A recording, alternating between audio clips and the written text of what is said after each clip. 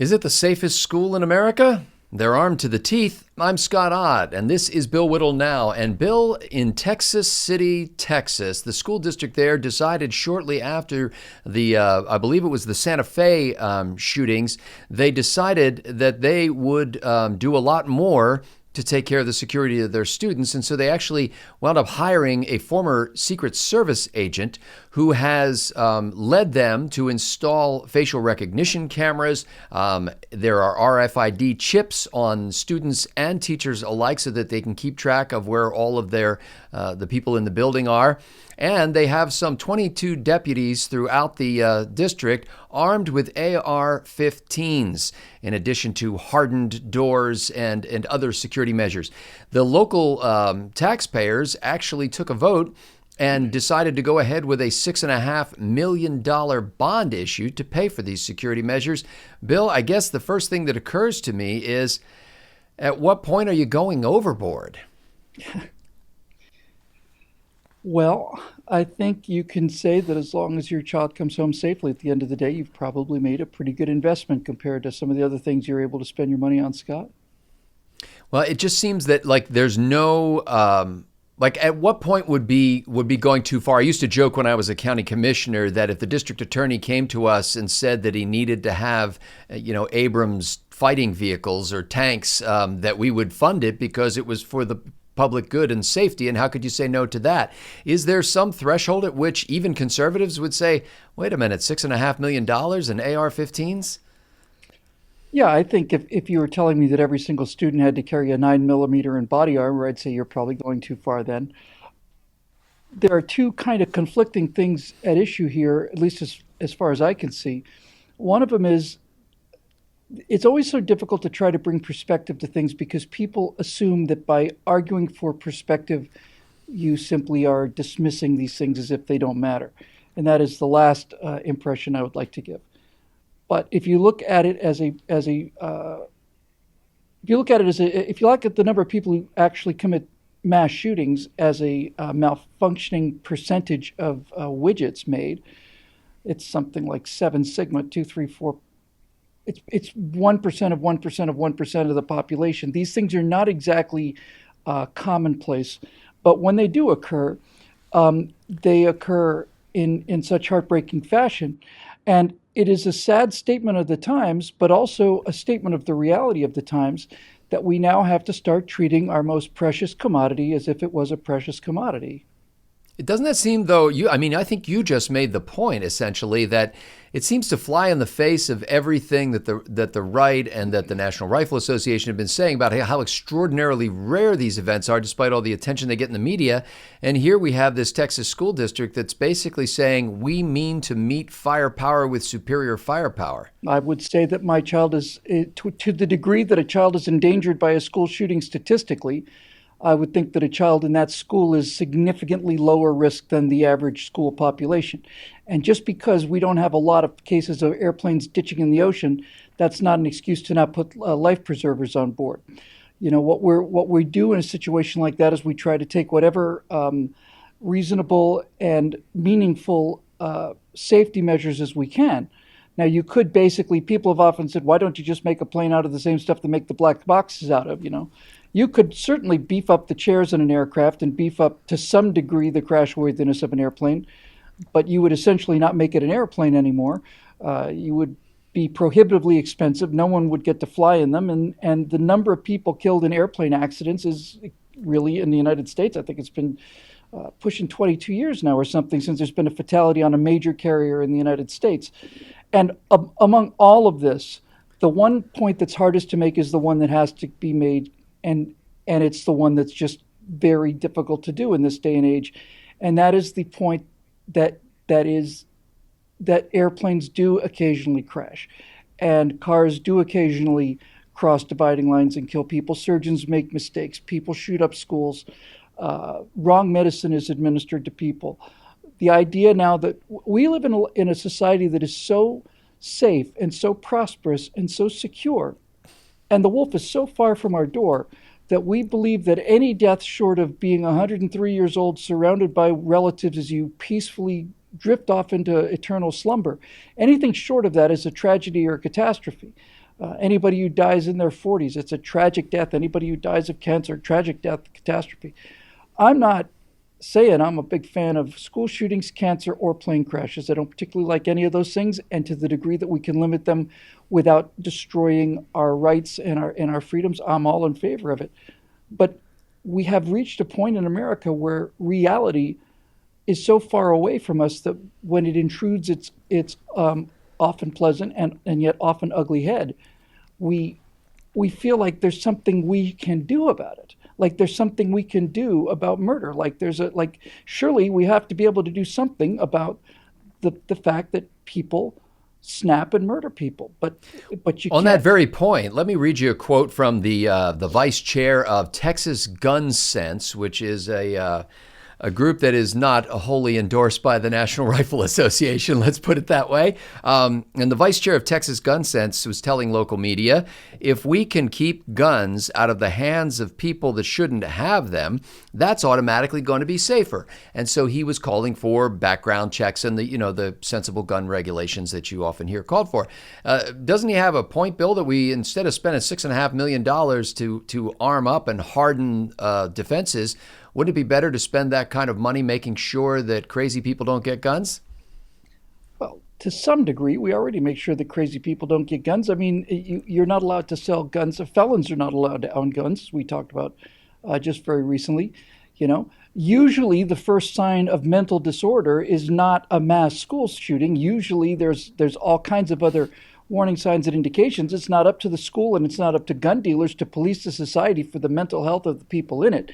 If you want to talk about why these school shootings have become so much more common than they used to be, I think there's three fundamental reasons for it.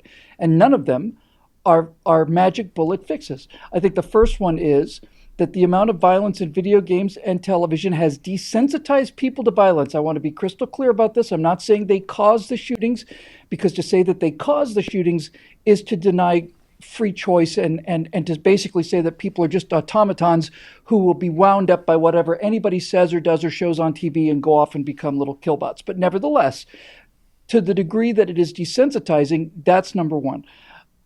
The second most important thing is the fact that if you commit a truly heinous act like this, you now become the most famous person in the world. Your face will be on the TV screen of every single person in the country and probably around the world.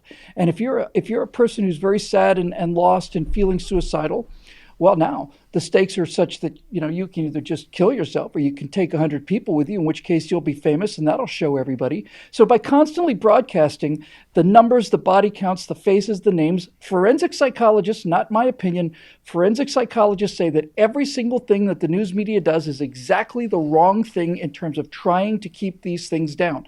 The shooter's name should never be given. The body count should never be given. It should be treated as a local story. This person should not achieve fame. There should be no reward for going out there and murdering people. But most importantly, Scott, by far, in terms of where to intercept the risk, is in the destruction of the social and moral fabric of the country. If you have a population that goes to church on Sunday or virtually every Sunday, or just as an example, you're more likely to find out that a kid who's got serious problems, and I'm talking about the kind of problems that force somebody to go out and shoot somebody dead before taking their own life. Those people used to be caught. And when I say caught, I mean usually dealt with, and often in a loving fashion by the closest of family ties, church, schools. All of these things were far more personally woven together than they are now. Nowadays, when I heard the first of these horrible shootings in Columbine, I know the name of those two guys that did that shooting. You're never going to hear me mention their names. But when those two guys did that horrific act, one of the parents said, "I had no idea." To which I just simply said, "Well, I'm sorry, I don't believe you.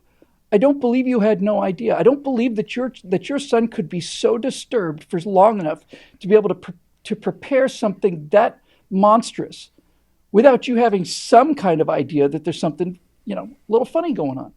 So the world we get is the world we get. It's a result of media. It's a result of entertainment. It's a result of loss of family, loss of father figures, loss of all of these things. And because these fundamental structures have been slowly eroded away, we now have to treat children as if they were money, which means defending them with armed guards.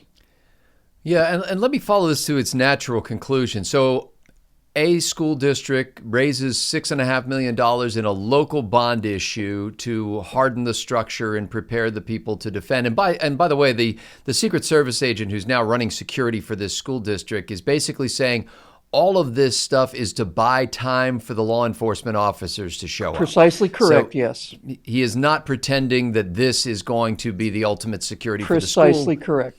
So they basically spent $6.5 million to buy 2 or 3 minutes, to be frank about it. But I could easily see other school districts around the country saying, we need to have that same sort of security for ourselves. We don't live in a wealthy area. We need a federal grant to fund this. Bill, as a conservative and somebody who has supported Republican politicians at the national level, would you be in favor of a national money pot, so to speak, of matching grants or funding loans or grants to local school districts in order to harden their facilities like this?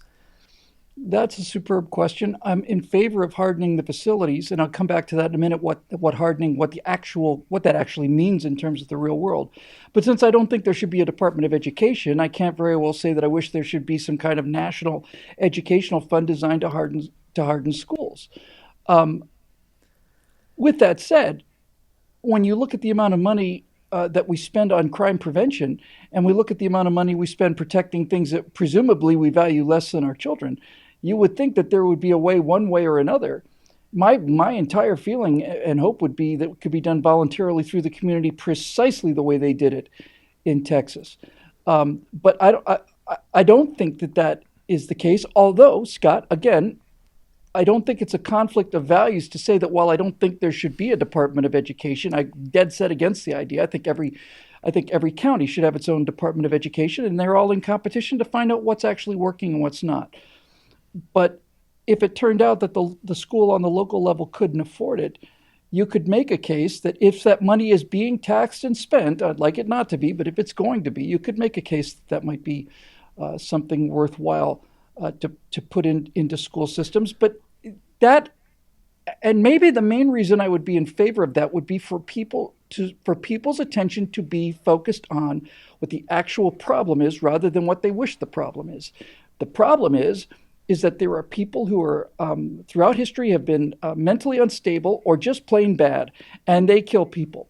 And the reason we've seen so many of these high-profile shootings, as I said earlier, is because now there's a big candy reward of international fame for people who are loners and sad and desperate people. And so since that's not going away, apparently, since the news will not, the 24-hour news services in terms of CNN and so on will not, they are just incapable of doing the things necessary to pull the fame out of the equation. Since that's part of the world we live in, then we have to look at hardening the schools. Now, let's just get one thing clear about this idea of hardening a school the way we were talking about in the case of Texas.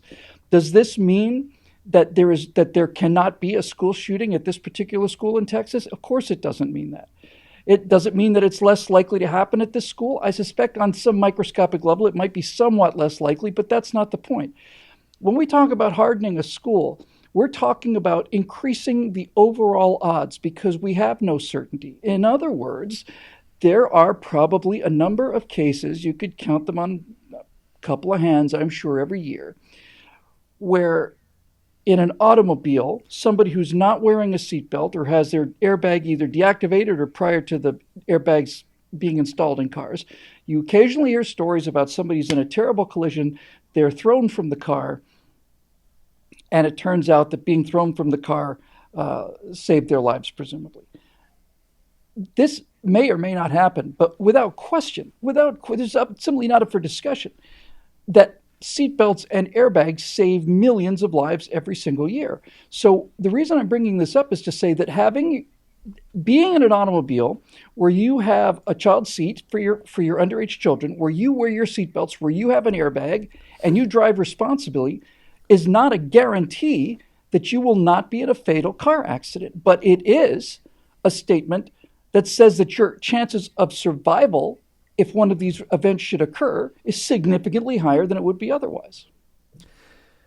Well, preparation is the main part of defense, and in order for people to defend their ideas, they need to prepare in advance. Bill Whittle has clearly done the bookwork, the legwork, and the real-life experience to be able to speak off the cuff, so to speak, on these questions that I'm ambushing him with. And we know that's why the members at BillWhittle.com enjoy this show and the others at BillWhittle.com so much, because it's preparation for the membership. It's an opportunity for you to think through your own ideas and your values and think up ways to express them that are winning for other people. We appreciate the support of those members at BillWhittle.com. If you'd like to join them, you can just go to BillWhittle.com and click that Become a Member link.